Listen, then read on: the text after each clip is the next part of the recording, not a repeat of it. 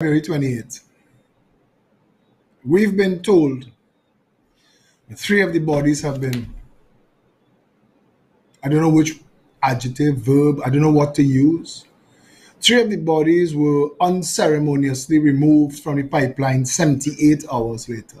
The whole world is going to hear this story. 78 hours later, the incompetence of management. We have been on this story from the start. When we weren't given permission to access the site, we accessed the site with drone footage. And we were the people that were putting a lot of the drone footage into the public space.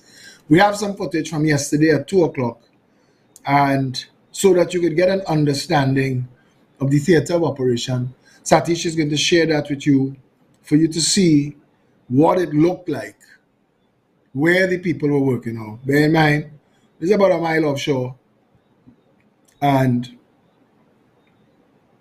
you had to get there by boat. So to say that you could just go and mount a rescue, I've heard people say things to that effect, and it's not possible. To get there, you have to be on a boat. And you have to get there with diving equipment to be able to scale the 5-story building down to get to the level of where the divers had to be, because the suction pulled them all the way in and all the way down to whatever obstacle existed in the pipe. But it took Trinidad and Tobago 78 hours. We mounted no rescue. We attempted no rescue. The government and Paria, we had a lot of people trying to rescue, a lot of professionals. You're going to see a lot of that. You're going to hear a lot more of that. And we're going to deal with other issues tonight. Many of you who follow me closely enough will remember Friday, I was speaking with the head of the Fire Service Association, Leo Ramkissoon, and we were having difficulty with our audio connection. And Leo agreed to come on the show tonight. And that seems like a month ago, but that was Friday. And we were talking a lot after lunch on Friday. And then by afternoon Friday, this happened. And we've been involved in this almost non-stop. Some of us have been operating on hours of sleep. And Leo is here tonight. And you're going to get more information as to the mediocrity and managerial incompetence plaguing this country. We left off that conversation with Leo and had to go and deal with another massive example of it that resulted in the death of 4 of our citizens. We're going to discuss all of this. We're going to open with Paria of AZP News. We've asked him every time we do a show, before we get into the editorializing, we want him to give us the real news so that those looking could understand where we at. I hope Paria could give us a ball by ball of everything between Friday and now when we come back.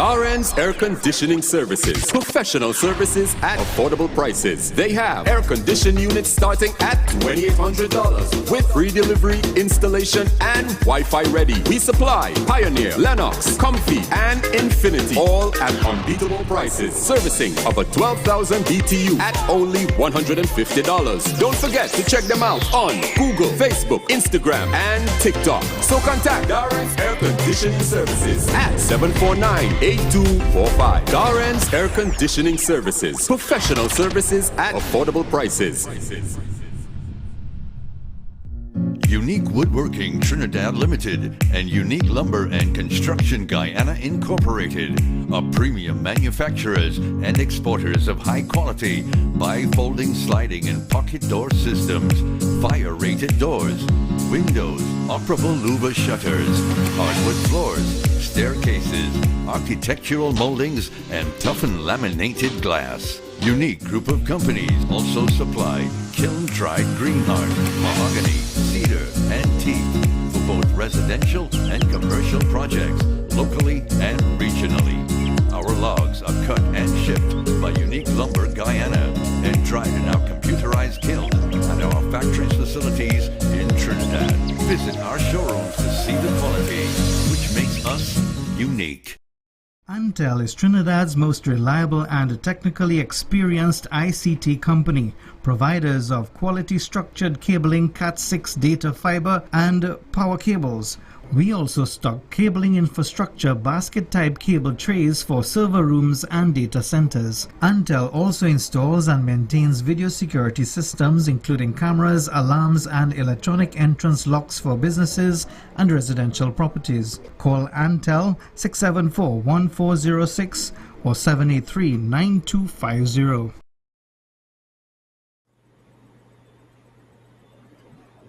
We're back. And in the split screen is Mr. Paria of AZP News.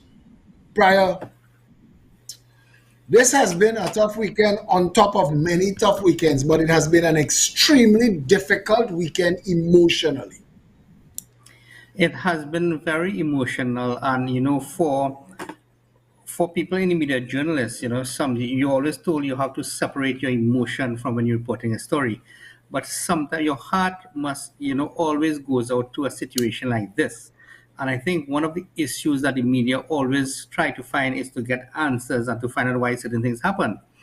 And one of the issues I think that we try to find out is why the relatives of these men who have been missing, and 3 bodies have been recovered today, why they were treated in the manner in which they were treated. For example, they weren't outside in the car park of Paria since Friday. Some of them in a rotten bushel. Scant courtesy and total disrespect, right? Not even washroom facilities, water or something. The OWTU, came, and assisted them, and of course I think that Cut came and Phillip, I saw when you were doing a live, I think when you went on there on Sunday, you caught a bakery van just coming and delivering. And, that was very touching, that it shows that, we are good people, people go there, people help, people offer certain things, and that shows the how we as Trinbagonians, operate. But as members of the media, I mean, it is sometimes difficult to get information, we have to know everybody, have to get certain, sources, and we do to the most extent. But one of the issues that has been troubling us is the lack of information that we have been getting. And today at the press conference that the Minister of Energy had, he said that he has basically instructed Paria to, to give out more information with the families and with the public. So this afternoon, there were 2 releases that came about from Paria, one at 4:30, that stated that they have started the recovery operations, because that was based, of course, on the press conference that Paria had last night, that is Sunday night at 7:30, in which they said that the operation was now one from rescue into recovery. And I think that the media there, tried their best to get answers, and I think it was a bit difficult. It was not as forthcoming, and one of the issues is that And how did they decide that they're going to? What made them change from a rescue operation to one of recovery? At Ask what the point in time question. The that is? question you want to ask is what new information was available to them on the condition of the divers stuck in the pipeline, and how did they arrive at that information? Exactly. That was the question that no one seems to have answered or is answering at this point in time. And of course, at the press conference that the minister had today, he announced that there's going to be independent committee. It's going to comprise experts in the field. He said he has consulted with BP and with Shell and going to have some people from these companies. And he has said that it will be led by one of the permanent secretaries of the Ministry of Energy, but they won't be part of it.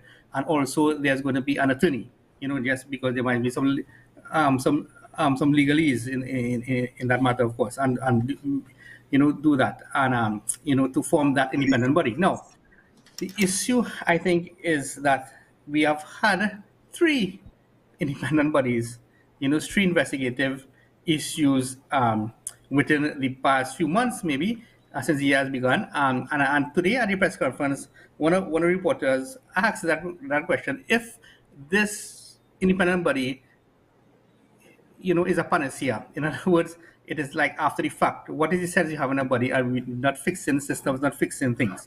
And I think that was very insightful that such a question could be asked. And of course, we have to know what systems fell down.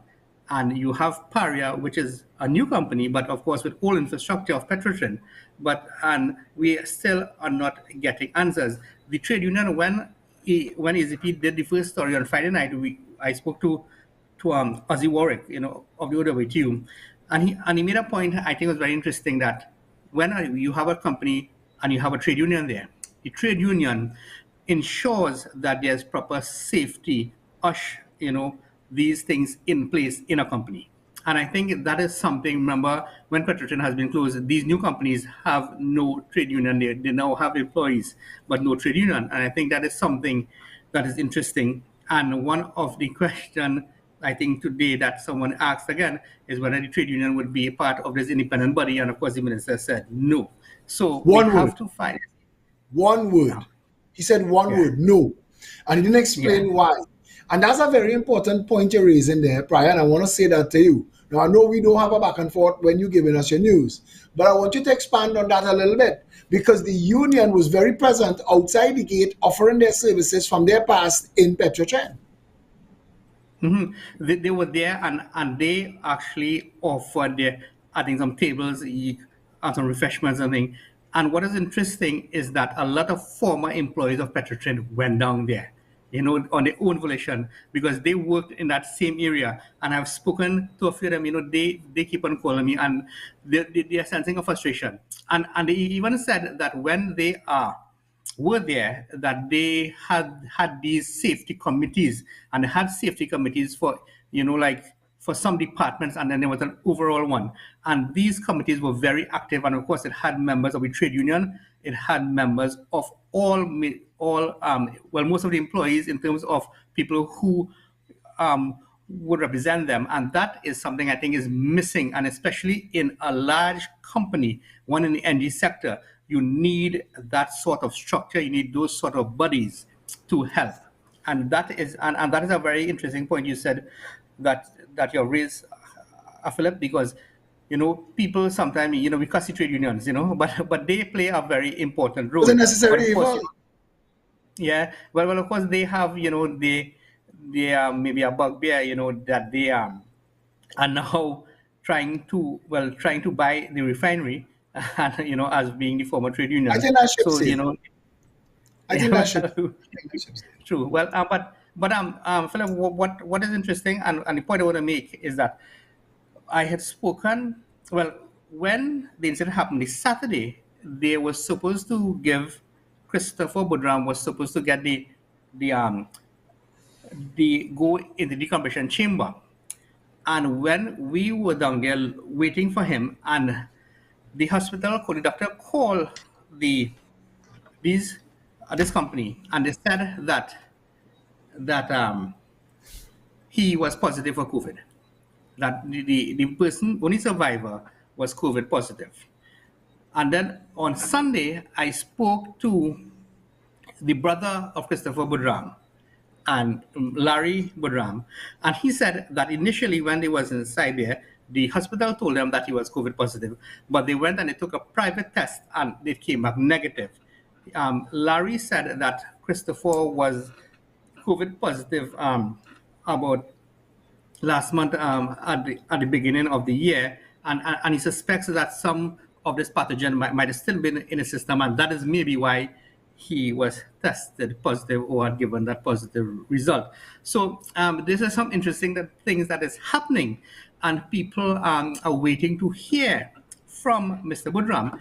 And another interesting thing is that when the first release really that I think the second release that Paria sent out on Sunday, they said that Mr. Budram told them that the divers fell into the pipe. Now, that was a curious question. A curious statement to make, because at the press conference, one of the reporters asked him to fell in the pipe, and I think then the CEO of Paria said, well, he wasn't, they're not sure exactly what's going on now. So, and I think that is a very important question, because if you're in the sea, you're in water, surrounded by water, and the pipe is below you, how can you fall in water? But, I don't know, that may be something for the technical experts to answer. That is very, very interesting. So, I don't know. I staying quiet, I staying quiet. You tell me, I'm not supposed to editorialize the news, and I staying quiet. I take your notes. So, yes, and the latest release that Paria sent out, and of course we want to express our condolences to the family, is that 3 of the bodies have been recovered, and they call the families and express their condolences. And well, there's the last body that we have to wait and see. We haven't identified which ones. Sorry? Oh, they didn't identify it, okay. Did I identify which ones? What was very heart-wrenching again is that someone who was still, the relatives were still at the car park there in Paria, and they were told, they saw a hearse going into the compound and followed by an army truck. And that, I think, emotions ran very high when they saw that sight, and basically what is happening. So we have to just wait and see what information that we can get. And one point I want to make is that I'm getting some of my sources who were close to this incident said that there were cameras. There were cameras there that was there when the explosion happened, and one of the diver or 2 of them had these cameras. I think the brand is called GoPro, and they had that. So I think there's footage that can be had and may shed some more light. But the issue is if they have recovered it and retrieved it, and what information they would see from it. I want to ask you a couple of questions, if you're okay with that. Sure. Following on your presence in this morning's press conference. I normally ask the question, but go ahead, yes. Well, all right, go ahead then. You go first. No, you go ahead. My questions to you were, my main question to you was, why don't our journalists press the point? Besides Uvashi, I want to tell you, Uvashi like a little pit bull. She will ask her question, she will take the circuitous roundabout that the other person gives us an answer. She'll come back and she'll repeat what they said, and then she'll say, but bringing you back to the question, I remember when she told Terence Dale saying, are you sure that's the answer you want to give? I think that made him very uncomfortable. But why does why don't is it that you're blocked from pressing? Like the way international journalists say, Minister, you are not answering what I am asking. I am asking you, if there were experts present, who were those experts? If you are relying on those experts' advice, you must know whose advice you're relying on, and at what time you got that advice. I have never been blocked from asking any question. No one has ever told me no, and I don't think anyone sort of pressures any reporter in this country to ask. We are constrained sometimes with with these virtual media conferences. So the one this morning with the Minister of Energy and Energy Industries, Mr. Stuart Young, you realize that the audio was bad, the connection was bad, the Zoom that we were on, we didn't get the feed on the Zoom. Conveniently. We are looking at it differently. And I had asked a question, and I think I had asked the first question, and I wanted to get a follow up, but things, the connection was very bad, and I wasn't able to follow up in the question, yeah. And that's interesting again, Philip, because the question I asked, I think the question is in everybody's mind. I think that is the crux of that question is what everybody wants to know. Why did they stop the rescue operation after What Christopher? information came to hand? Some information has to come to hand because I told you that Loop News published that up to 10 p.m. they were knocking the pipe inside. People were knocking back from outside that they knew that there were people alive up to 10 p.m. I was speaking to people on that platform well beyond midnight on Friday night. So they were all around the pipe and they were in communication with them. Why were they blocked from going into the pipe? Well, that is what I tried to find out today. But of course, we're not getting any answers. And of course, there is an investigative committee now. So I think, all information would be stopped and stifled until that But completed work. journalists have a right and a responsibility to run their parallel investigations regardless of what committees are doing. Yes. You don't have to wait. I'm course. going to give you some information I got today. That Trinidad is trading in underhanded oil business. That these fellas may have been sucked into a pipe that should not have been as operational as it was. And that there was information that may have been garnered if we had done a public rescue. Okay, well, the first time I'm hearing that theory. So, but we will investigate anything that we and try and get information. A lot of people there who used to work in Petrotrin are concerned, but they say they have worked on that same bird 5 and 6. And interestingly, I think one of the persons who passed away, I can't recall his name, one of his relatives, I think 1984, had passed away. 14 people had died in an explosion, I think bird 5. And so that area is one that has had incidents in the past. That guy's family, a relative died on that same. Yes, A relative of one of the guys that died Yes. in that explosion. that died. But- Correct. Yes. But prior, haven't you heard of the amount of things that have happened in the past couple months in Paria that we've never heard about on the news in Trinidad? Man lost both legs. The next man was almost decapitated. There a fire on the platform. How come none of those things made news? I heard about the fire, I must say, but I didn't hear about anything else.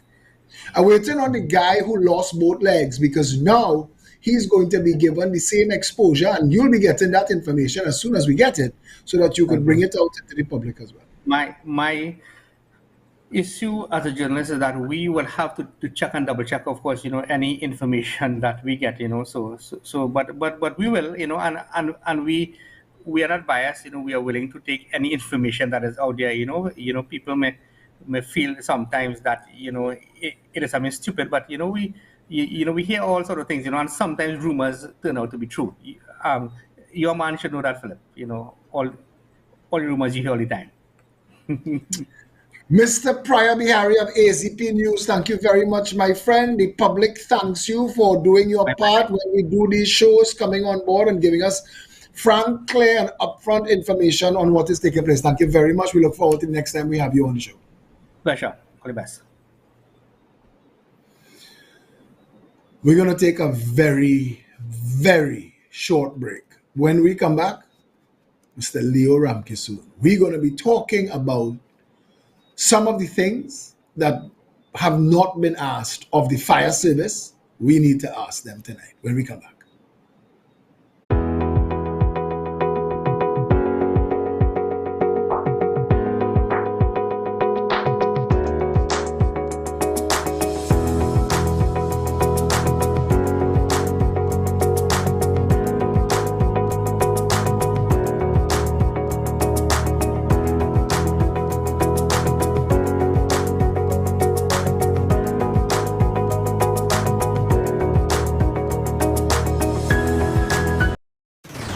Darren's Air Conditioning Services. Professional services at affordable prices. They have air conditioned units starting at $2,800 with free delivery, installation, and Wi-Fi ready. We supply Pioneer, Lennox, Comfy, and Infinity, all at unbeatable prices. Servicing of a 12,000 BTU at only $150. Don't forget to check them out on Google, Facebook, Instagram, and TikTok. So contact Darren's Air Conditioning Services at 749-8245. Darren's Air Conditioning Services. Professional services at affordable prices.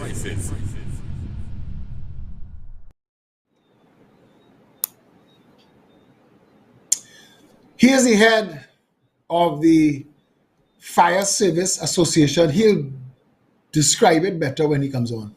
I want to find out from him tonight why so many people are dying in house fires. And he knows that that is my concern. And that is why Friday gone, before we ended up on this divers in the pipeline issue, we were dealing with that as an issue. And he has agreed courageously to come on the show and to make everything available. Mr. Leo Ramkisoon. Good evening, sir.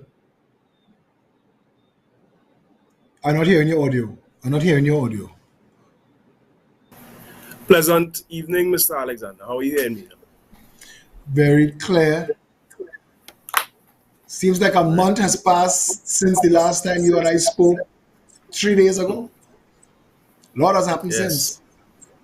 Yes. Our condolences go out to those to the families of those divers in such tragic circumstances. Once again, we see our condolences out there to them. You are the president of the Fire Services Association. You yourself are a senior fire officer. Give us some ideas to your background, what the Fire Service Association is, what it does, what its responsibilities are, so we could get down to the business of this interview. Well, the Fire Service Association that I am the president of is one of two associations representing the fire service.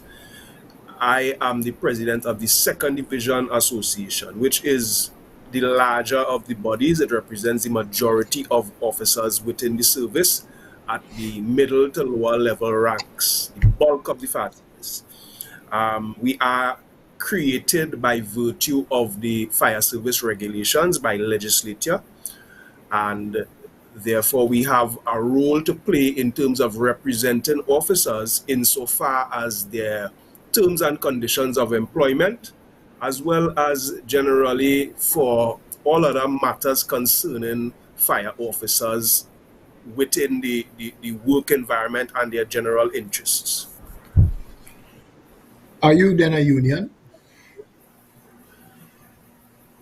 In the truest sense of what a representative body is, yes. However, in terms of our own local legislation in Trinidad and Tobago, we are not classified as a union for the reason that we belong to one of the we are one of the essential services. So some of the things that unions would be able to engage in, fire service, much like many of the other protective services, would not be able to engage with.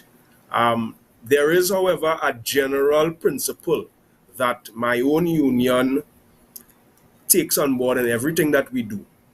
It is our belief that in looking after what we look at as the customer, which is the public, in looking after the best interest of the customer, it inevitably renounces into the betterment of the entire service on the whole. So when we as the association make statements and make representations, we at all time consider what is the best interest of the public at large in everything that we do. So that is just a general principle that we are always guided by. I just need to ask some questions so we understand the architecture of what we're dealing with. Are you elected or appointed? I am elected as the president of the association. By management or by the rank and file? By the rank and file. I engage. We conduct a general election across Trinidad and Tobago, and candidates who are nominated receive votes, and based on those votes, by majority rule, they assume office for which they successfully gained the majority votes. Your So this is my third qualifications, term as president. sorry, your qualifications, your rank, how long you in service? I have approximately 22 years service as a fire officer. I am a fire substation officer, a rank fire substation officer, which is the equivalent of a sergeant. A sergeant is more commonly known in the public domain as the officer who wears 3 stripes or 3 bars. Well, we wear 3 bars as fire substation officer. So I'm basically a sergeant at this time. Have you along the way, and you don't have to answer any of these questions, but because they're a little probing, but have you along the way acquired any special qualifications that will help you in your upward mobility in the service? Well, yes, I have a degree in management, as well as I am in my final year in pursuit of my LLB at this time. So I am actually preparing for exams as we speak. So you might be leaving the service, cashing out and going on into the field of law? Negative. Good. I think that everything that they could want to pull at, we've pulled at. Let's get down to the nitty-gritty.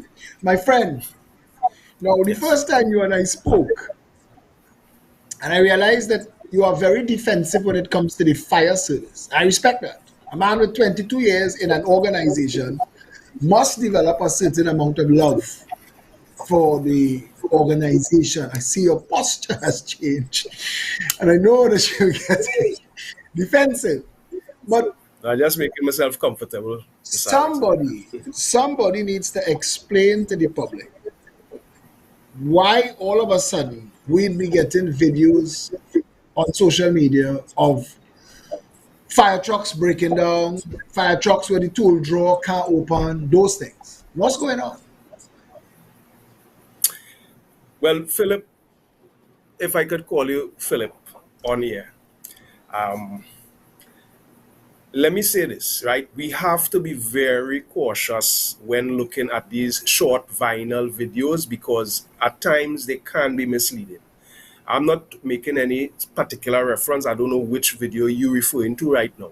But I remember seeing just recently here a video depicting all-out war taking place, and it caused a immediate panic in the public domain, only to realize moments after that someone sent out a correction that was something depicting over 5 years ago, and it could have been misleading. Now, I'm just saying that in the context that when we look at these short videos, we have to be very careful to understand several things. One is that there is a context sometimes of these videos that things may be left out, and very, very vital things can be left out, as well as the videos themselves sometimes they do not describe the situation in the full context of what actually occurred, right?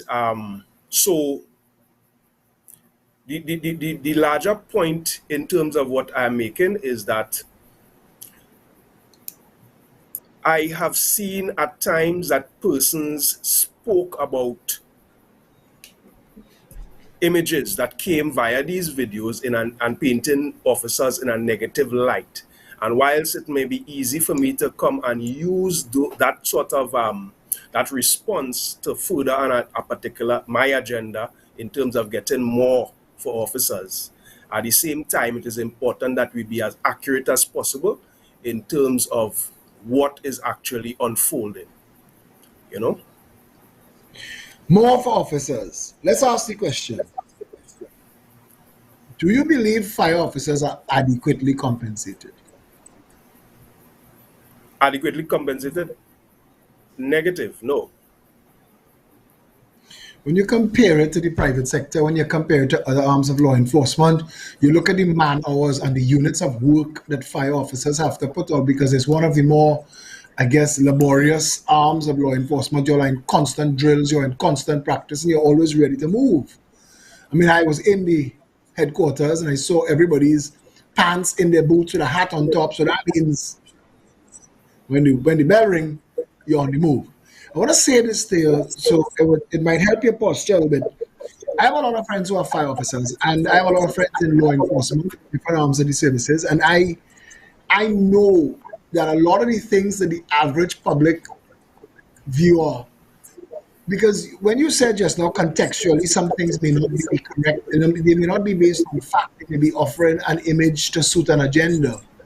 I know how dedicated and hardworking a lot of the people in our services are, and I know how under-equipped they are and how gagged they are. So they can't defend themselves. They can't say, but when you see us fighting up to open the rolling shutter on a truck, you may not be in a position to understand if that's not the best piece of equipment that we should have, or if we were consulted.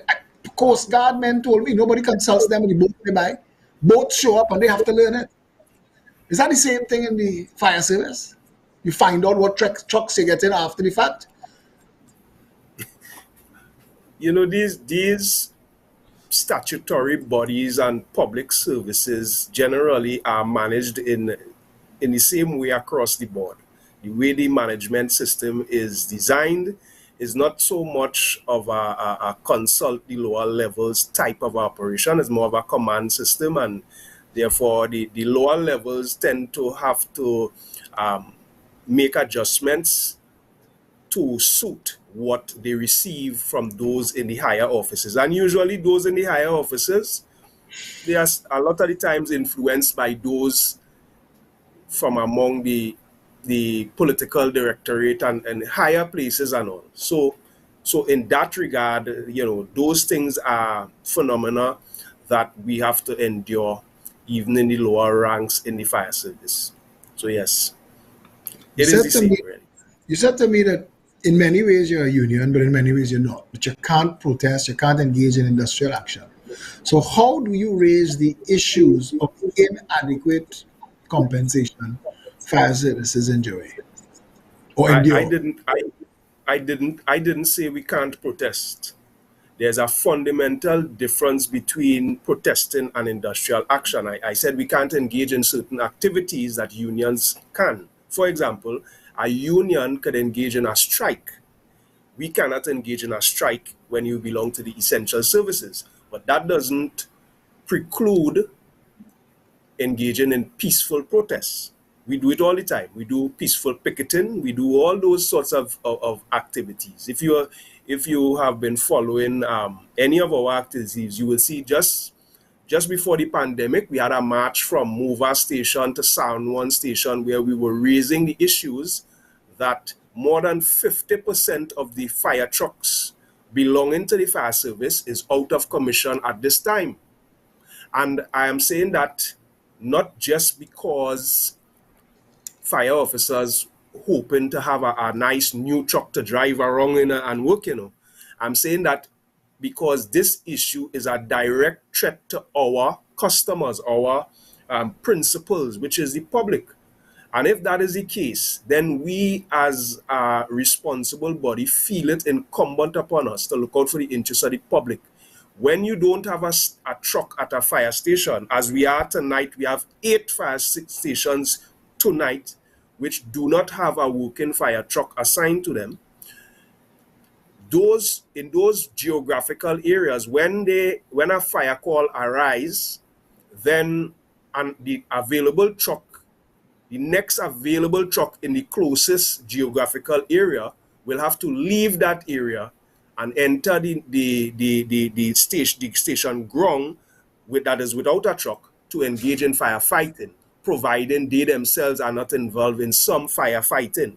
Now, I just want to point out, Mr. Alexander, that on average, the fire service attends to over 5,000 responses to the needs of the public, emergency responses per year.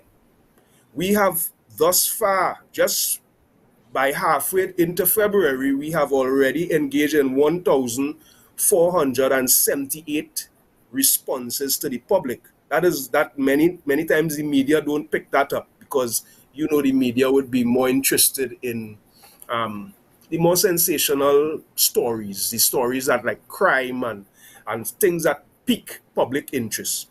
But we have attended to 87 residential fires in the first month of this year already. 87 houses, Ms. Alexander. 87 homes. Understand the value of the property, and not to mention the lives that are impacted by those types of incidences.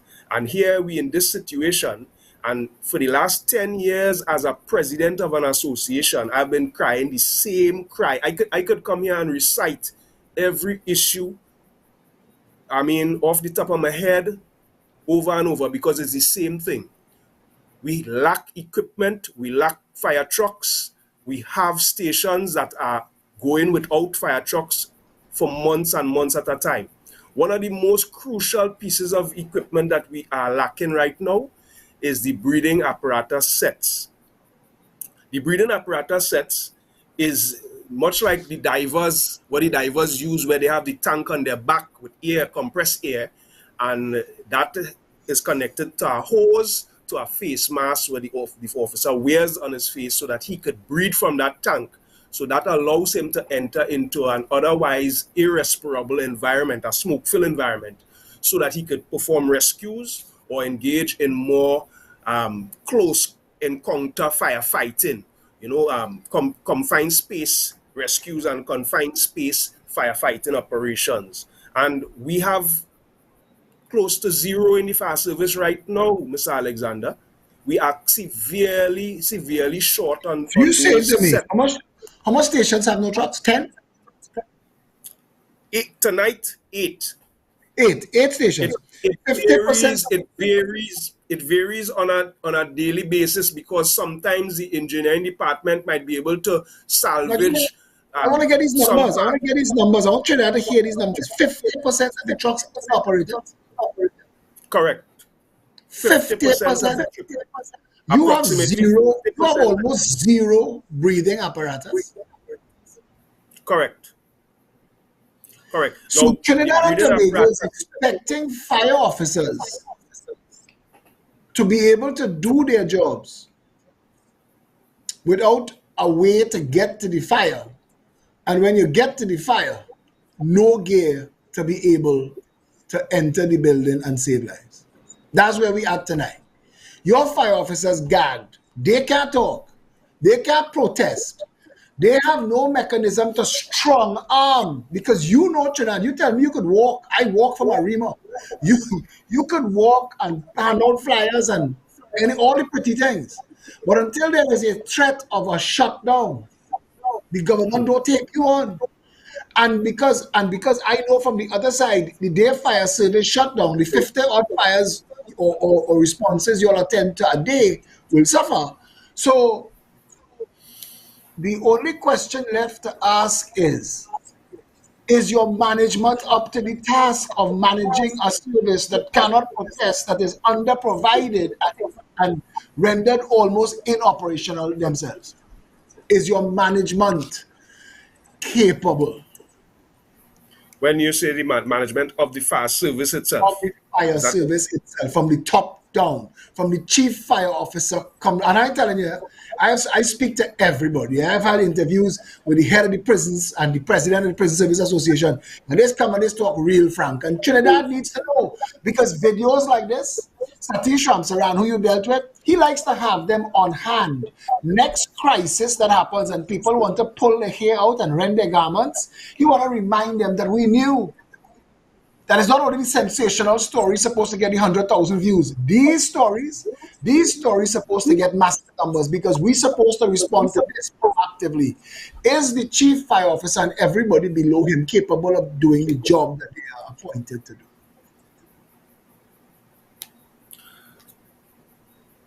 Philip, I am not here to comment on the competence of any person. What I would say is that the fire service is severely ill-equipped, and the buck stops at the head of the service, at the head of the protective services, at the head of government. We are a government agency, and we depend on the Ministry of National Security and the Ministry of Finance, who is under a cabinet. We depend on them to provide us with the necessary tools so that To we could understand do the our job. needs. Understand To the understand. needs. I mean, if they can't understand the need, I don't think it's a matter of not understanding the needs, I think it's just an attitude whereby, it's this attitude that God is a Trini kind of attitude, and wait and hope and believe that nothing will happen. As my minister said recently on a program, when he spoke on one of the news programs, where he was responding to my very same complaint I'm making here now, and I was on TV6 News, he responded to say, nowhere in Bundong yet, so we good to go. And it was truly, truly, truly troubling to the officers I represent to hear that.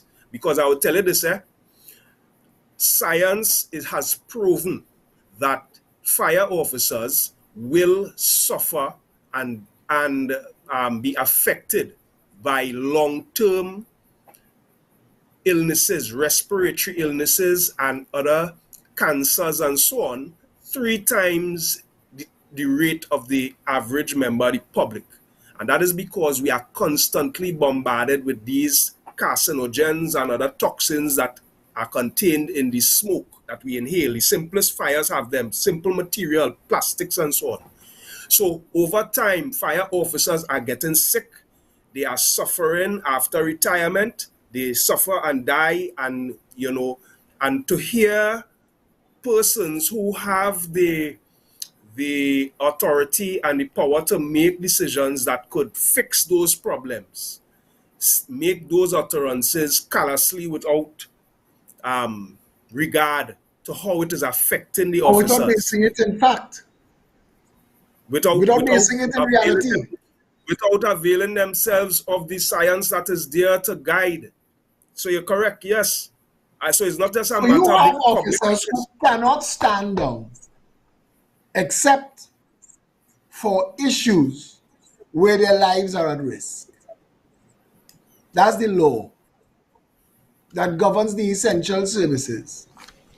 And I want to tell you tonight, and I want Trinidad to hear me tell you tonight, if fire officers are at increased risk to cancer and other life-shortening diseases because of the work environment, you are entitled to be able to protect yourself from your job.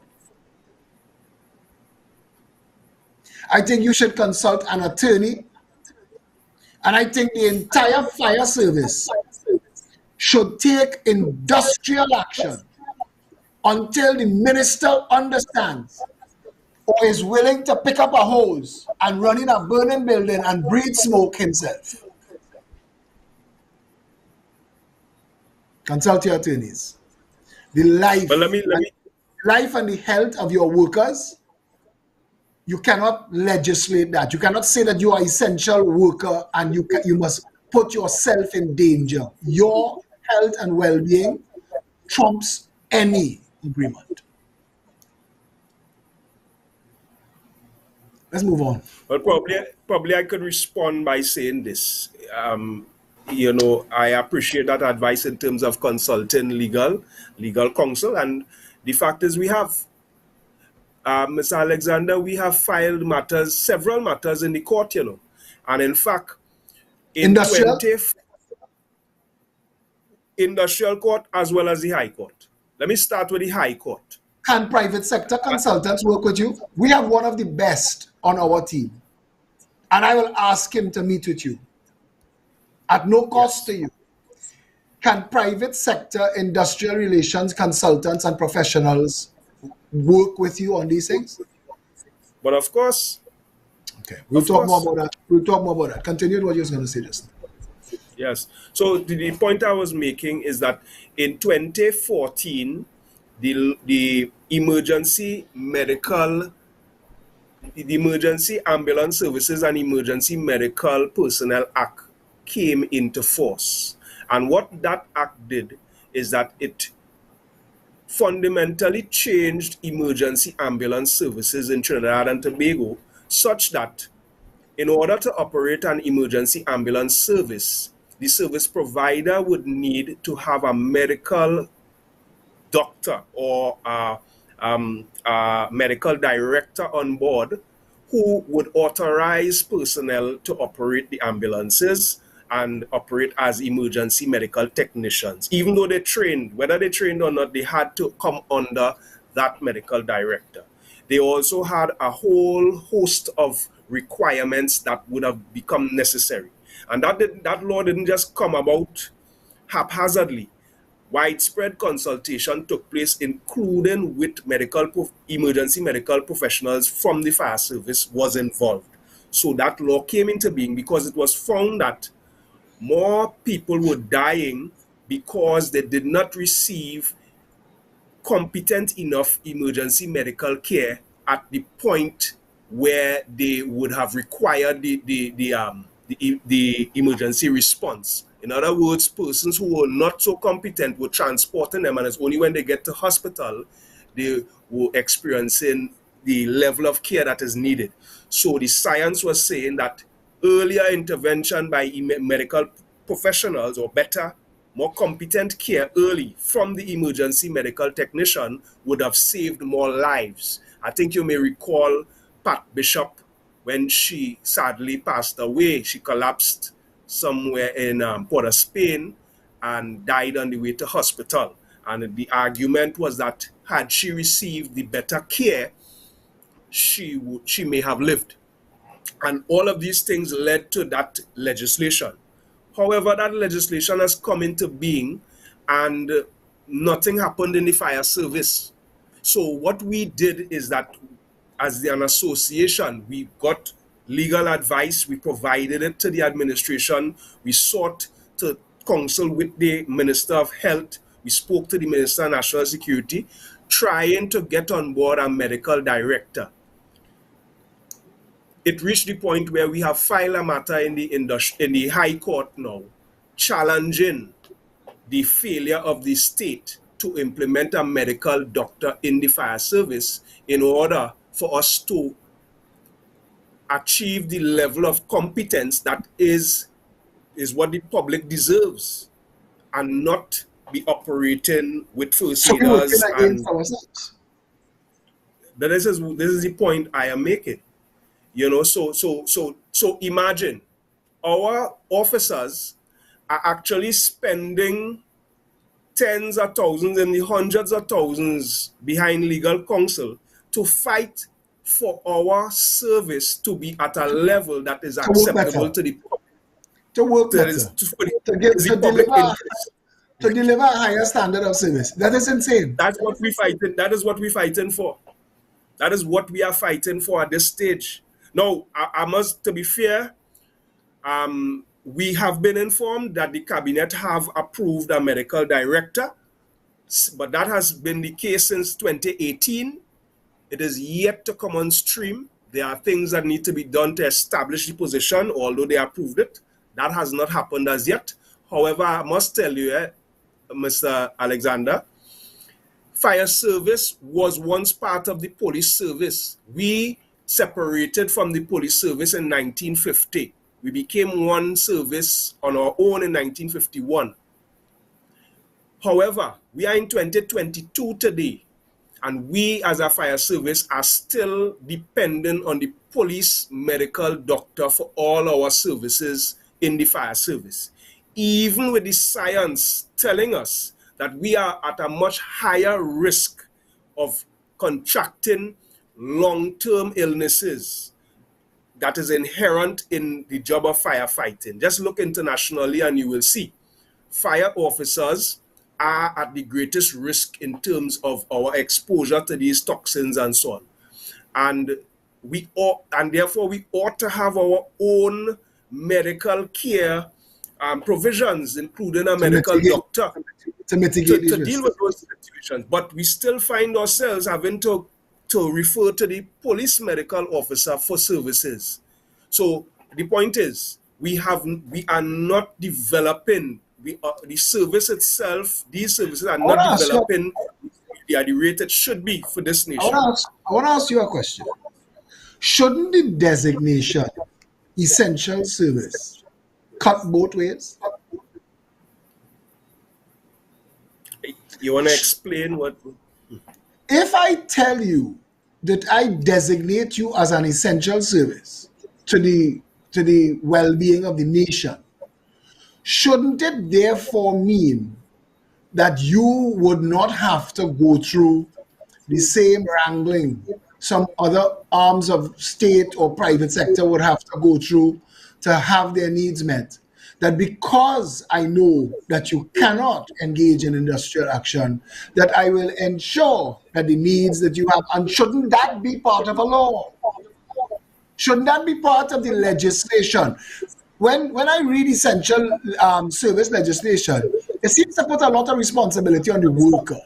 And it putting none of that responsibility to make sure the worker could be the worker that you want the worker to be, essentially on the state or the management responsible for providing you with the necessary protections so that my highly trained fire officer doesn't develop cancer or CPD or some other respiratory illness and drop dead at 45 when I need him to go forward in the service and guide the new ones coming in.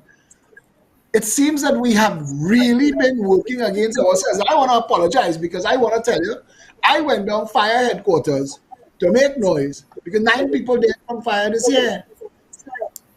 Only to find out from fire officers who tell me, brother, you can't say I say. But on my truck, we don't have a chop saw.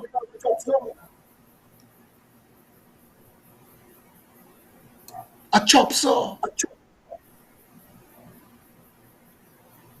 Shouldn't the legislation protect the provision of equipment and material necessary for the fire service to do its job? Shouldn't the legislation preclude you having to engage in any kind of protest action at all? Shouldn't it be that you write a letter and that need is met because you're essential?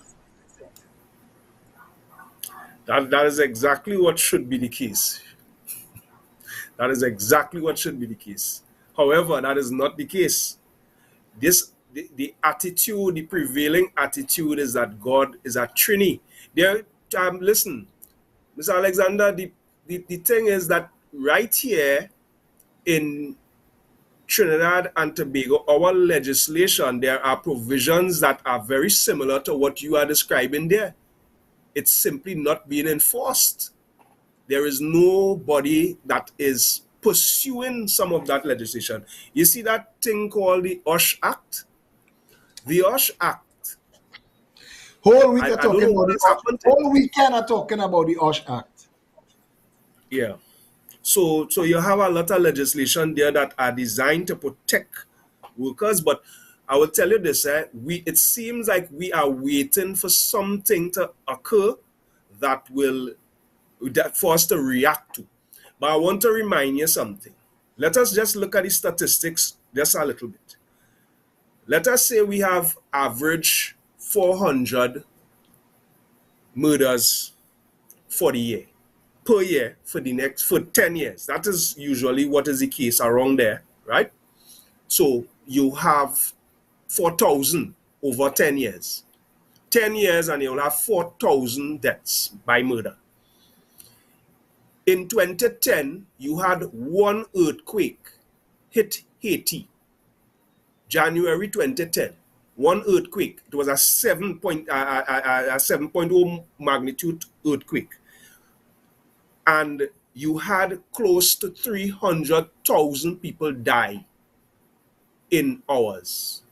And it was the fire service who would have made a difference in terms of rescuing persons. So it would have made a difference in terms of saving lives at that time. We had an earthquake in 2018 here that wasn't too far off from 7.0. And how blessed and lucky we are to have not suffered something of that magnitude. Yeah. We dodged that bullet. No, I'm just saying, Phillip, whilst all your eyes, all the average person's eyes are on the immediate danger where you're seeing, the damage that is being done by crime and so on, let us not lose focus of the clear and present danger that presents itself in natural disasters and other phenomena for which the fire service has to deal with. Because the fire service, an ill-equipped fire service, it's like a home. It's like you having a home and you are not putting any safety measures whatsoever in place. It might run good for 5 years, and one day when something happens, the damage that will be done will make you wish that you had done just the most simplest thing to try to protect yourself. And that is not, we are not doing that at all in this country. We have 8 fire stations tonight, Mr. Alexander, that is without a fire truck. Somebody's supposed to lose their work for that. That is madness in this country. We have 25 fire stations, 8 of them, 1/3, is without trucks, no response to the public. In a country like Trinidad and Tobago. How long has Woodbrook been around? What is more densely populated than Woodbrook? Mr. Alexander, drive your car in front of Woodbrook, pass in front of Woodbrook Station and look at the bay that is designed for the truck, and tell me if you believe that a truck ever used to park there at some point. It's no longer looking like a truck is supposed to be at some of those stations because they're so long without trucks. The fire service and the fire personnel have been so neglected for so long. And let me just say this, something I probably should have started off with. I wholeheartedly want to send out, on behalf of my association, our most sincere commendations to fire officers in this country for what they have been enduring quietly and doing the best with and without to serve the public as best as they can. They deserve, fire officers deserve, really the best thanks that we could really offer them, because these conditions under which they work and which they sacrifice their lives and are treated as if, we are the bastard service, the outside child within the Ministry of National Security. I have to say it like it is, Mr. Alexander. We are treated with scant courtesy. We are neglected. If you tell me 1/3, if you tell me 1/3 of the fire stations have no truck, this is a disaster waiting to happen. Correct. We are going to look back on this conversation tonight. I promise you, Let me name the stations here. Belmont don't have a truck tonight. Mova don't have a truck tonight. Santa Cruz don't have a truck tonight. Tunapuna Station don't have a truck tonight. Woodbrook don't have a truck tonight. Point Fortin don't have a truck tonight. Rio Claro doesn't have a truck tonight. Pinal doesn't have a truck tonight. Some of these stations, they haven't had a truck in a long time. Belmont Station, I want to point out to you that Belmont Station is such a critical station. Belmont Station covers the Port of Spain General Hospital. It is there serving what we call sleeping risks in the Port of Spain area. Some of the most crucial structures. These stations are basically always on high alert for, to protect.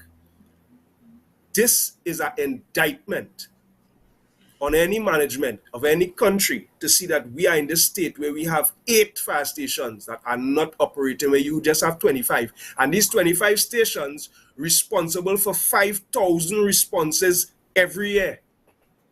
5,000. As you speaking, I am sending to 50,000 people in this country. 1/3 of fire stations in this country have no fire truck. We just spent millions of dollars building that Pinal fire station. Was it ever equipped with a truck? As a fire station, your last minister fell down the stairs opening. Was it no ever truck. equipped? the truck that was supposed to be at that station ain't reaching Trinidad and Tobago yet. They took trucks from other areas and trucks that are not designed for first strike. In other words, they took tankers that cannot carry the necessary equipment to be classified as a first strike vehicle. They put at some of those stations. Mayaro is the same thing. It red and it looked like a fire truck. Yes. Mayaro is the same thing. The trucks that are supposed to be at those stations are not there. The manpower that are supposed to be at those stations, we don't have. Right? So. Are we equipped to handle high-rise fires? Oh. The last time I checked, we had well over 135 high-rise structures in the Port of Spain area alone. I want to talk about Westmoreland. Like Westmoreland's Guardian Life Buildings, La Fontaine, La Riviera. Those are multi-story, 20-story tall buildings, 10 and 15, 20-story buildings. Can we fight a fire on the top floor of those buildings?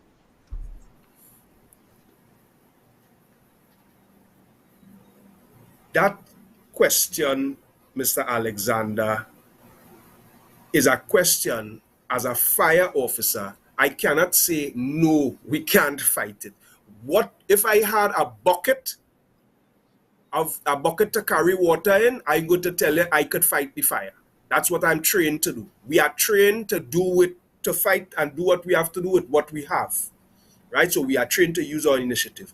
The correct question that probably should be asked is, are we adequately equipped to protect those buildings in the way that they should be protected? Question is in my mind, you know. There's a question in my mind, but I don't want people to become lulled into a false sense of security with words like adequately equipped when you could tell them, me running up 20 flights of stairs with a bucket in my hand to out a fire in your apartment is not what you really want. At all. At all. We are nowhere where we're supposed to be. We are nowhere where we're supposed to be. We're supposed to have wet risers at those buildings. I can't say that is the case. I can't say that the building codes under the NFPA are being properly enforced. I can't say that we are adhering to the standards, the international standards that ought to be applied across the board. I have done fire prevention courses. I understand fire investigation to some degree. I have a little bit of knowledge in it. And I'm saying to you that what is required is an overall managerial approach from legislation, as you rightfully pointed out, to enforcement, even more importantly. And to do that, it takes a change in attitude at the highest level.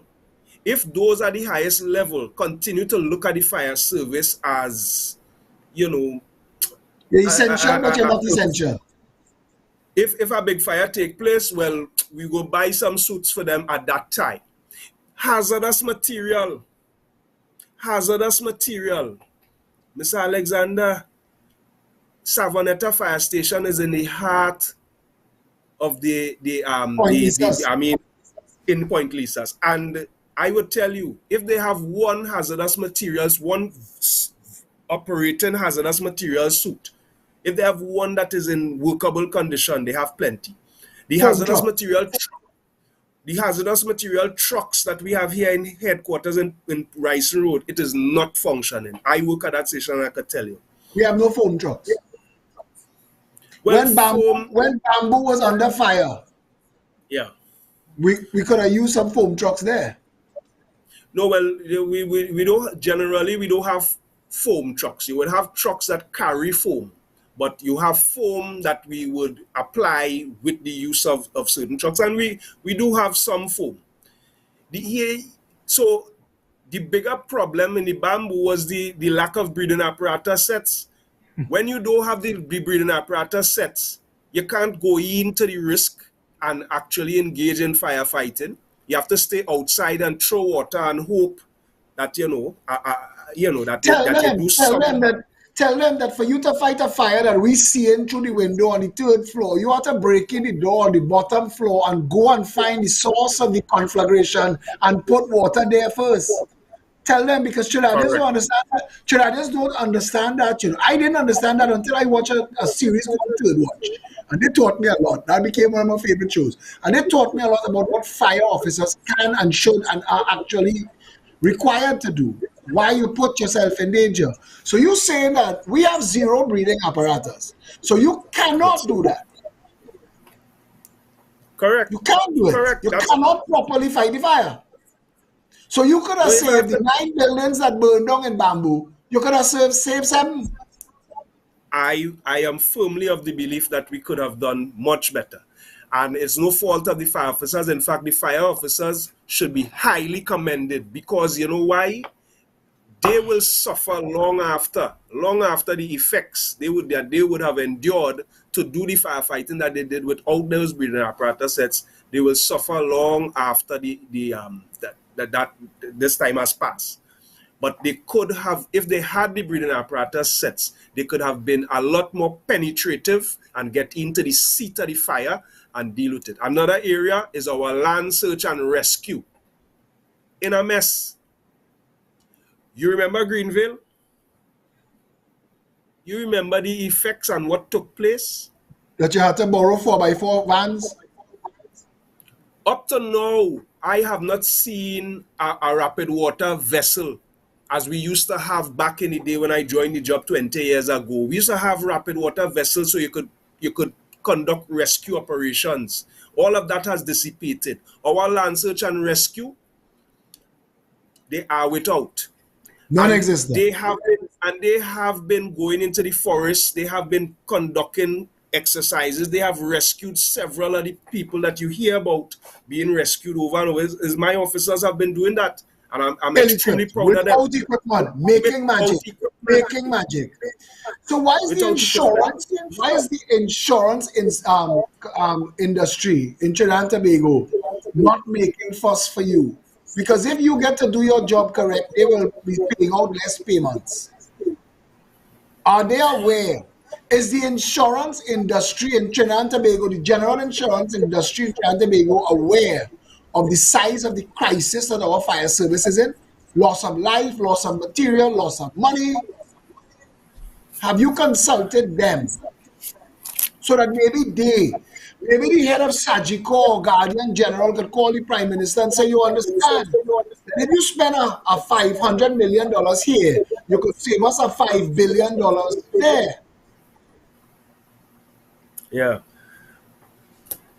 I cannot say that we have not engaged them directly, because, I mean, Mr. Alexander, that is like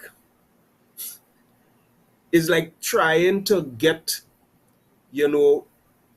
a third party to come in to force your own management, your own employer, your own... Who's supposed to know? Who's supposed to know? You're trying to get a third party to tell them that this is important. Why are you not frustrated, jaded? Why haven't you thrown your hands up in the air? Why haven't you given up? Why haven't you walked away from that extra responsibility? I'm sure it is not enriching you. Why are you literally putting up with all of that? If the people who are paid millions of dollars to be responsible for the well-being of the citizens of Trinidad and Tobago have abdicated their responsibility in a situation where they've tied your hands and said that you can't talk and you can't protest, why do you continue?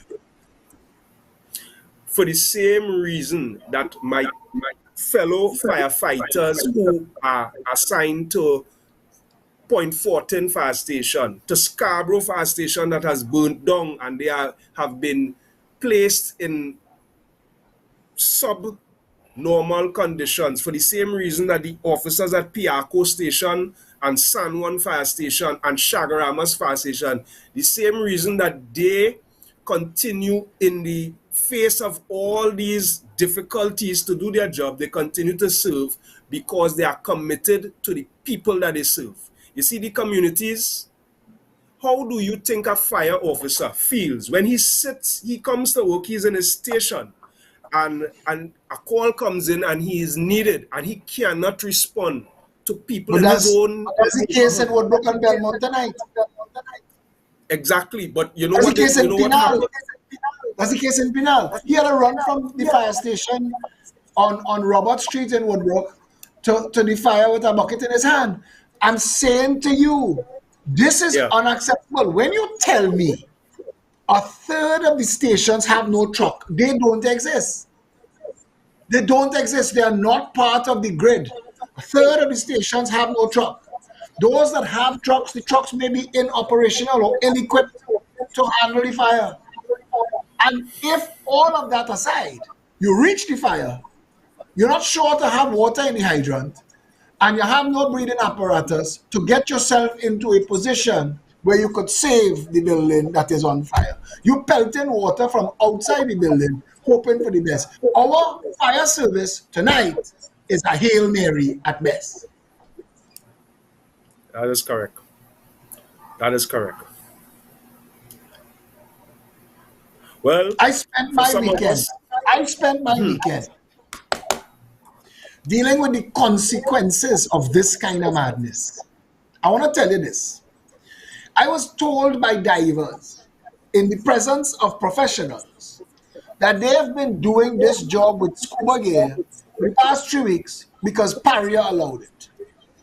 And the past employees, the engineers and the senior people who operated Petrotron before said to me, that is not proper practice. I interviewed international occupation safety health people. I interviewed people who this is what they do for a living, these types of maintenance and intervention jobs.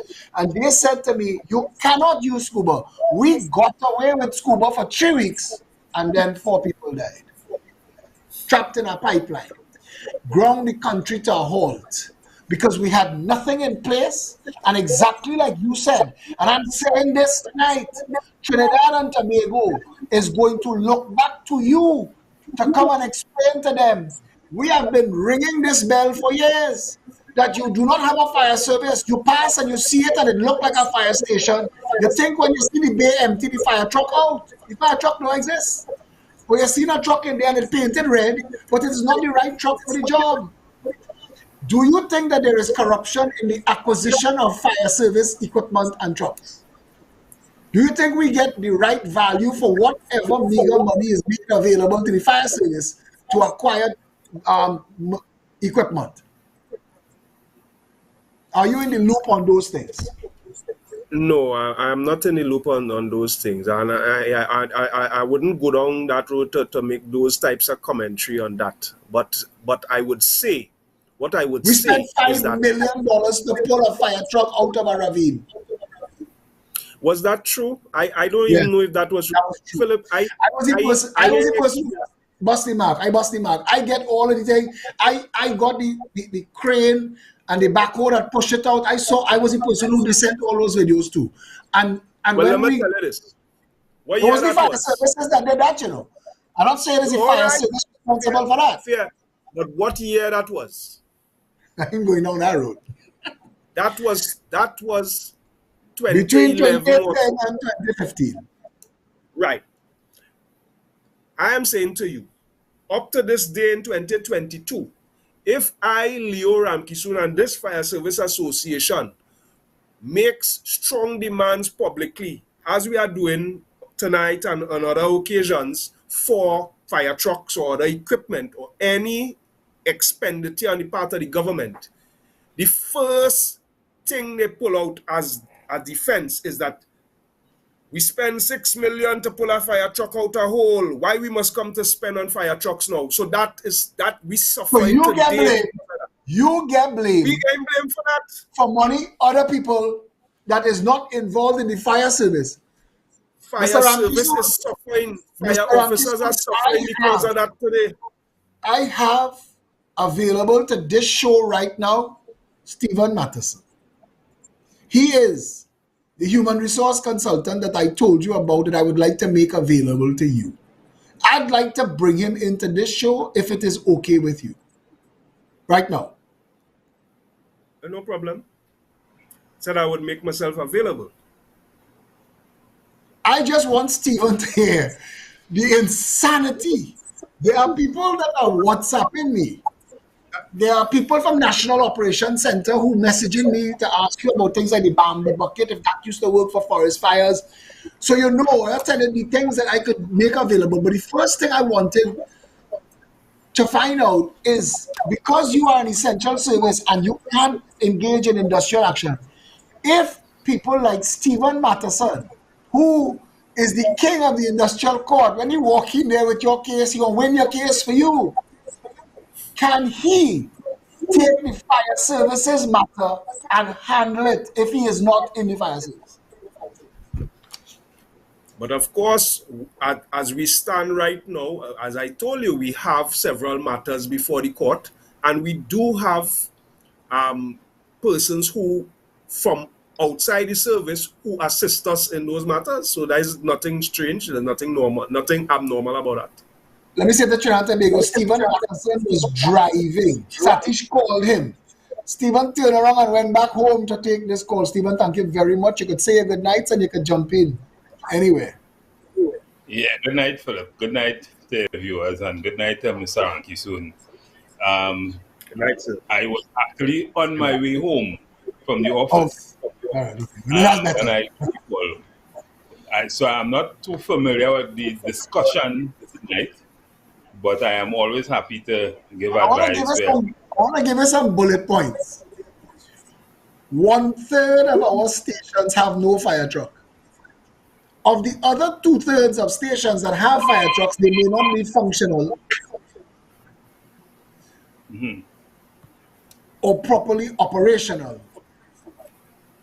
All of the fire breathing apparatus that the fire officers require to tackle a fire, we have zero or almost zero. So they cannot enter a building and tackle a fire. They have to stay from outside. So all the things that Trinidadians say about fire officers when something goes wrong and a building burns down, or we think that we could do a better job without having this information. He, as president of the Fire Services Association, which is the operative union, for want of a better word, for fire officers, who are inadequately paid and ill-equipped, because he's an essential service, he can't strike, he can't engage in industrial action.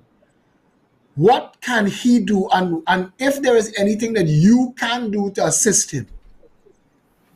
Well, what I'm hearing from what you just said there is that where the industrial court or matters of such may come is matters under the Occupational Safety and Health Act.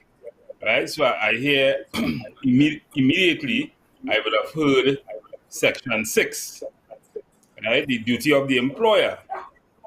And in this case, the duty of the employer is to provide a safe working environment for their employees as reasonable and practicable, and provide all the necessary PPE for that worker to safely operate. So if we have a situation here where fire services are saying fire services members who are considered members because they are represented under the special tribunal,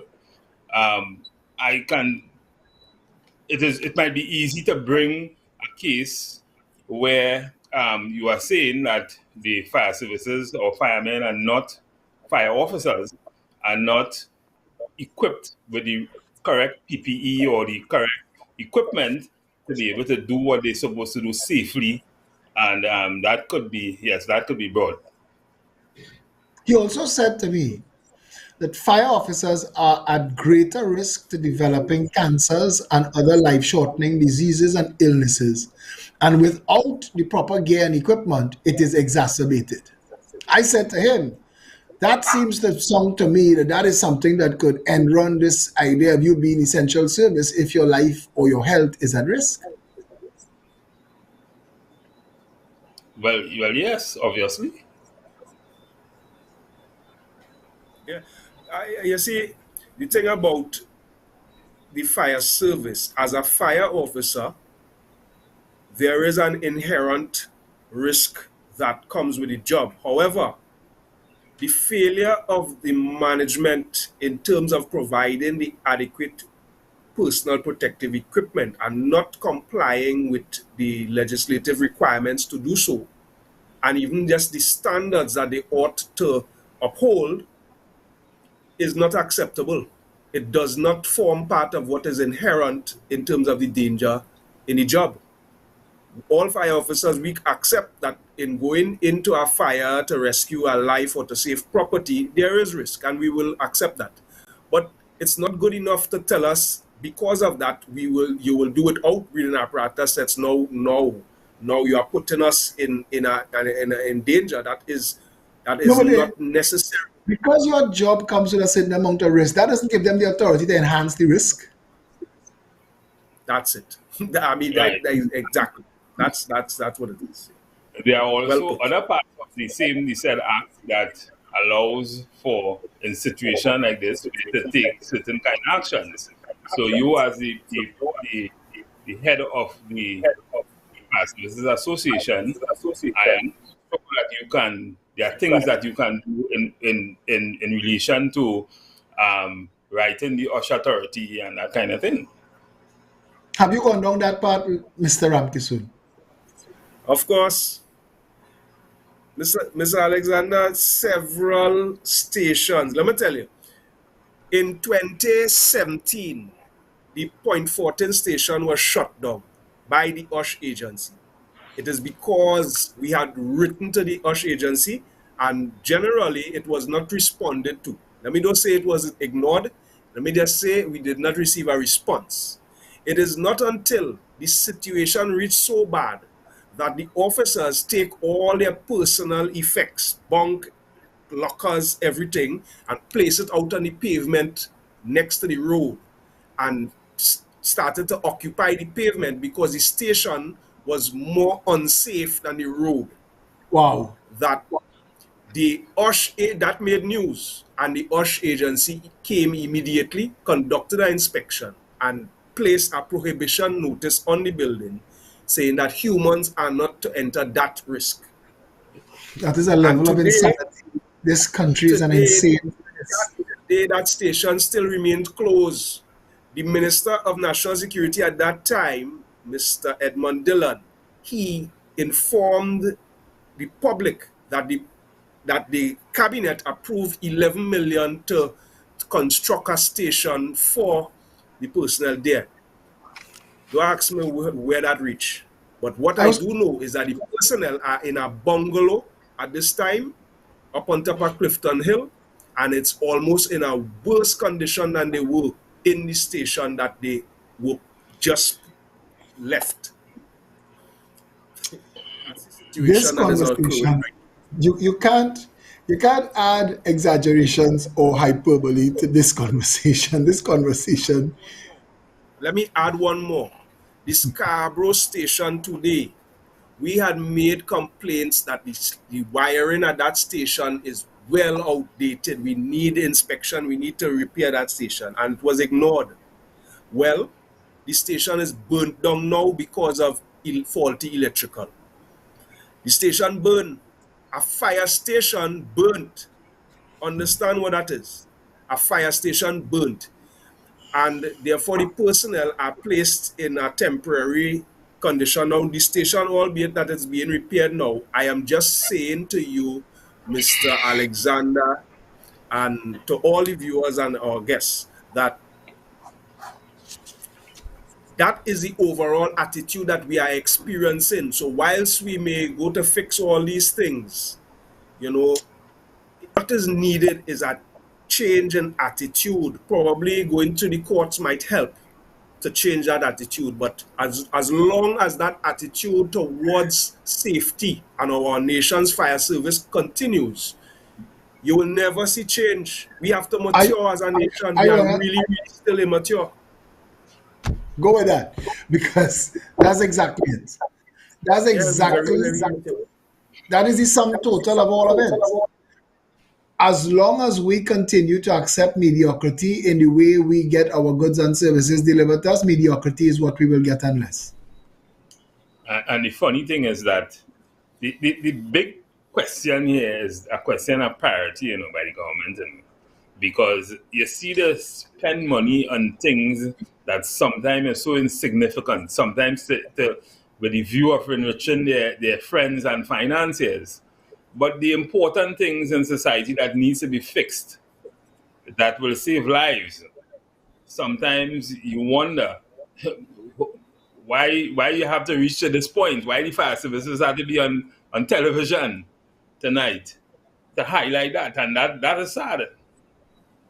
That is sad. So I Yes. want to say this. I had a private sector organization called the Citizens Union of Trinidad and Tobago. Stephen Matheson and I, we meet regularly for lunch. I want to assist you. I want I want you to tell me how we could raise this issue, because when I take on an issue, I like to make sure that it gets some kind of resolution. Mr. Ramkisoon, I am offering our organization, the Citizens Union of Trinidad and Tobago, to assist the fire service of Trinidad and Tobago at no cost. And I will raise funds to engage people like Mr. Matheson to actively advocate on your behalf. This is in my best interest and in the best interest of everybody watching this show tonight, because an incompetent government is not who you are calling when there is a fire threatening your loved ones. So true.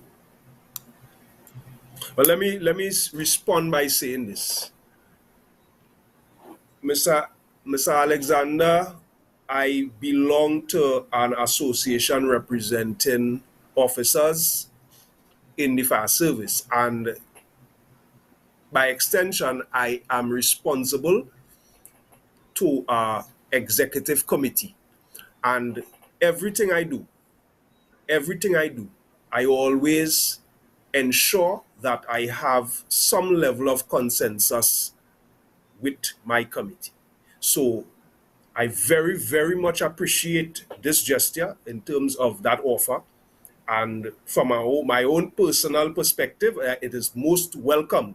However, allow me to have some discussion with my team and get back to you in terms of No, that's expected. That's absolutely expected. But we want to start engaging in massive public relations and get the public in the vicinity of a fire station to adopt the fire station and to make sure that you all do not have to put your beds and lockers out on the pavement. That if we in the private sector and in the communities around you that depend on you, I want to overstress, underline, and put little arrows pointing at it on the page, that we depend on you. I was telling somebody today, I was gargling Listerine, and I was reading the bottle while I was gargling, and it told me that do not ingest it, and if you accidentally ingest it, contact the Poison Control Center. And it made me think, I don't know what the Poison Control Center number is in Trinidad. Do we have a Poison Control Center? Do either of you know? yes, we have some response units under the Ministry of Health and so on. We have a large board at the headquarters in Port of Spain with all the numbers there. I can't recite those numbers for you, but Shouldn't yes, shouldn't that be like a 911, a 911, a 999, a 990? Shouldn't we know that? Because with poison, it's ticking away by the second. You don't want to be Googling it, Stephen? You don't want to be Googling. Well, that's usually some of the calls we receive at 990. So yes, at that time we are able to help at that time. Yes. Just pardon me to thank Mr. Matheson for showing up in the conversation. Stephen, I don't know if you want to add anything else because you were on your way home and I'm sure it's been a long day. But I want to thank you for coming to add your 2 cents. But if they accept the offer at all, you, me and Mr. Ramkisoon have to meet. Is there anything else you'd like to add? I'll be happy to. I'll be happy. I don't think that is the only issue they have, and there are a number of other issues that we could work together on. So from time to time, I've worked with other trade unions and associations, and I'll be happy to work with you.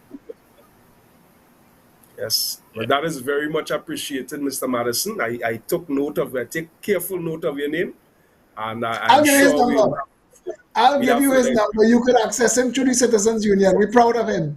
Stephen, good night, my friend. Talk to you tomorrow. Yes, man. All right. This is who we are, Mr. Ram. Because when I tell you, Trinidad and Tobago needs to wake up to better politics. You said it earlier. We need to grow up. We need to grow up as a nation. We need to get a little more mature. By me phrasing it that we depend on you, people will stop seeing it as blame the Minister of National Security, because if he continues to fail, all he is doing is putting our loved ones at risk, and that's unacceptable. We need to get cost of what these rebreathing apparatus cost, and we need to see what we could do if we could have some public raffles and bingos and fundraisers to buy and adopt and make sure you could tell us that every station, if a station has 20 officers assigned to it, they should have at least 10 apparatus. You give us some numbers. And when you talk to your people, get back to us, because I promise you, I will do live videos and raise funds for you. We do that all the time for people in easier situations than yours. And brother, I want to thank you. When I asked you earlier why you didn't throw your hands up in the air, I haven't thrown mine in the air yet as well. And I know I thought the there's a, same thing. there's a type of human that can't. There's a type of person that, as long as there is something that is to be done, we'll step up. I really, really am happy that we've met. And this is a terrible conversation to enjoy, but I enjoyed it. And I am looking forward to working with you. I will meet with my people, although half of them watching the video now, and they know that the Citizens Union is going to be making itself available to help and assist until the government steps up and does its job. And hopefully, if we make a big enough noise and embarrass the Ministry of National Security, they're actually doing their jobs, it'll help and go a long way. Yeah, yeah.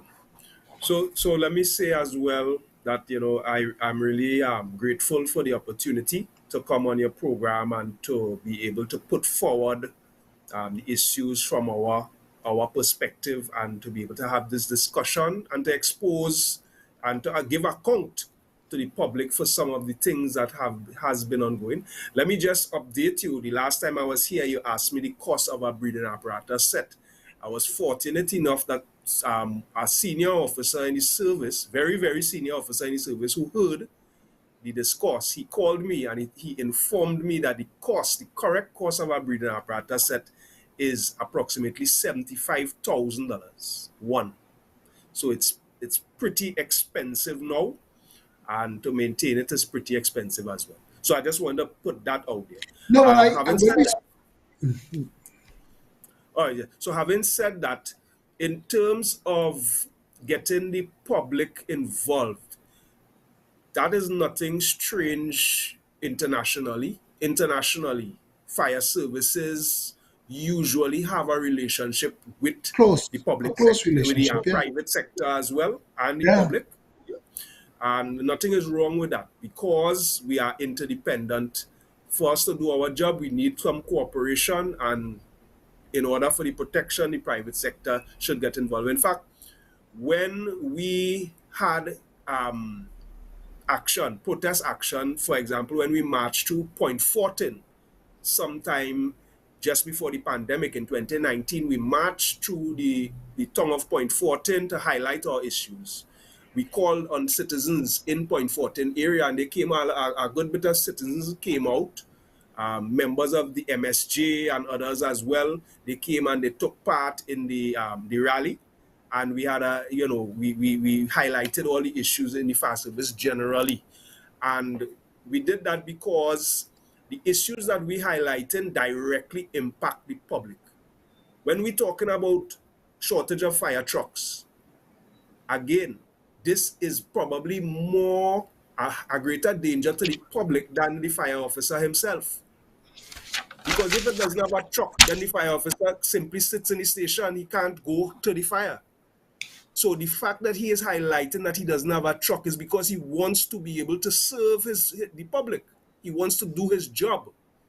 He gains a degree of satisfaction knowing that he has a purpose serving the public. That's what he wants to do. So Maslow's hierarchy of needs. exactly. So the point that we are making is that we are genuinely desirous of fixing the fire service, and by extension our society, so that our children and so on could grow up to a better circumstance than we ourselves Leave we this don't have to country look better too than far. we met it. Yeah, I agree with We you. don't look too far to see what the developed nations would have gone through and see what is the example we should follow in order to mature ourselves from 1962 to where we should be now. At this Indeed. stage, we should be Indeed. much further ahead than this, you know. So, Indeed.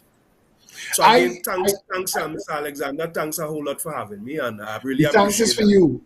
The thanks is for you because this education that you give me tonight, I appreciate it greatly. I was ill informed. I was under knowledgeable on the matters, on the issues that you all face, and had I known this before, we would have gotten involved before. But I want to tell you, you are the right man for this job, and I wouldn't be surprised if you don't end up chief fire officer. You are the right man for that job. Thanks a lot for joining us tonight, Mr. Lancaster. Thank you. Thank you. When you think you know and you find out you don't know and all the things you didn't know, to every fire officer in this country, thank you. Thank you. Thank you. Thank you for staying the course. Thank you for putting up with the crap wages.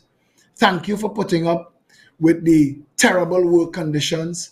Thank you for putting up with governments, plural, that have not stopped to understand the essential role of the essential services and how essential your essentialness is.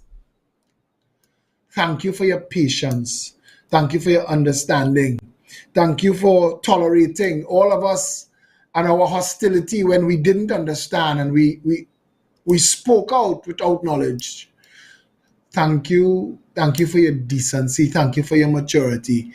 I want to say to every single fire officer in this country, the Citizens Union will stand with you. I, Phillip Edward Alexander, will stand with you. And any of you all that know me know that any issue that I say I champion in, I want the benefit of the victory. I want to prove that we could fix anything that we touch. And this is something that desperately needs fixing. I don't understand why we only have 24 stations and 3 of them have no trucks. Why we don't have 41? Why we don't have a station in every constituency, because a constituency is 35,000 people. So it stands to reason there should be a fire truck dead center in each constituency ready to move in that radius. These things have to be addressed. It has to be addressed in an environment where there's proper procurement law. So government doesn't react to a show like this and say, you know, Phil, you're correct. We'll spend $20 billion building fire stations and we'll raise your taxes to do it because it shouldn't cost $20 billion. We spent $50 million to build a police station in Caranage that shouldn't cost 10. So they waste $40 million or somebody thief it. That's a conversation for another time. Mr. Ramkisoon was patient in his handling and his prosecution of the issues. And he said that we need to mature as a nation, and I could not agree more. We, the people of Trinidad and Tobago, you see, in the past 2 days, I've done a lot of work with the families in Pointe-a-Pierre, who now I can say, please accept my sincere condolences. This is unacceptable. It is criminal. And at another time soon, we will begin the process of restitution. I promise you that you will get justice and we will not stop till you get justice. But we've crossed 1 million views in those videos.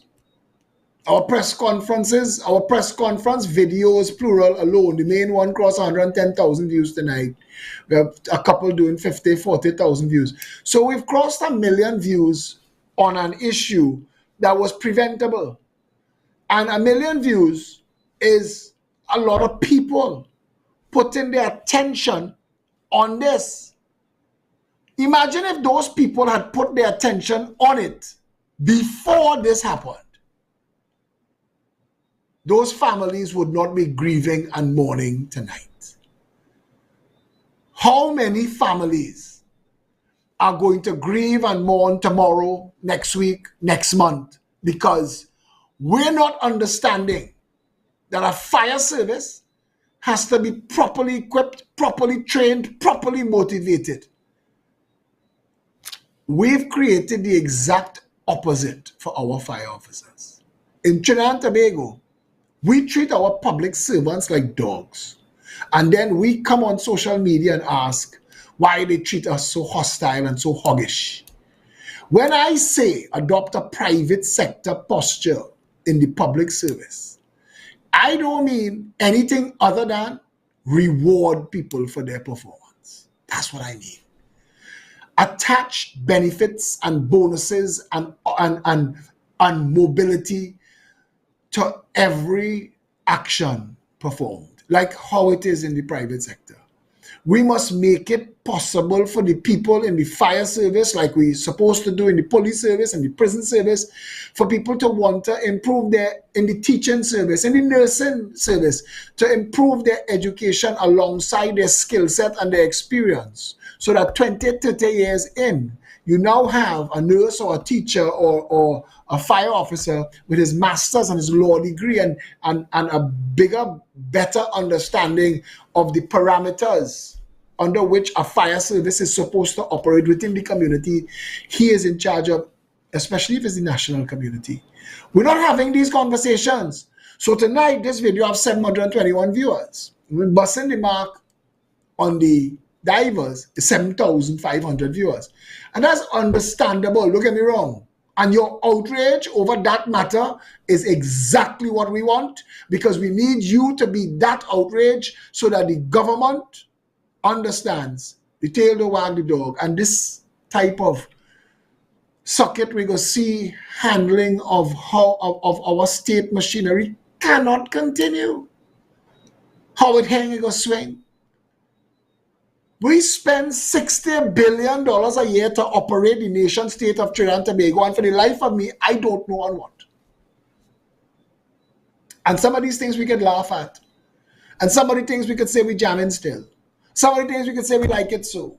Some of the things we say they gonna vote so, and they traditional and racist and tribal and divisive and all of that.